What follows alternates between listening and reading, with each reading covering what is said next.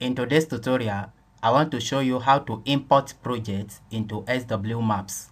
When you have a previous project and you want to bring it into SW Maps interface, how to do that. That's what I want to show you. So let's go to our phone screen. This is the project I created and I have saved it with the project name coordinates.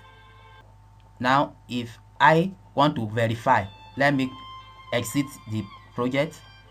I will now click on my app list, come to File Manager, then click on internal storage, depending on how you set your phone. Then, depending on your phone, you see SW Maps. Here is it. Click on SW Maps, click on Export. That export file. Yes, you can see it, the first one. That is coordinates.swmz. That is the project we created and I save as SW Map project. If I click here, you can see share. So I can share it with a friend who can open it on his own device at the other end. Then open your SW Maps, click on Open Projects. Let's just give it a name. Click New Project. Let's name it AA, for example. Click on Create.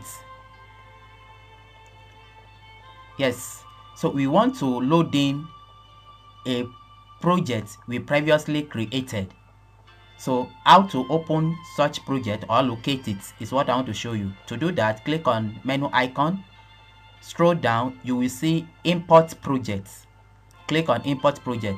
Depending on your phone, in some phone it is under Android. Here on my phone is under my storage. Then you see SW Maps. Yes, this is it. SW Maps, click on it. Click on Export. Then you can see coordinates.swmz. Check it. Click on Select. Click Yes. So you can see it has brought in the project.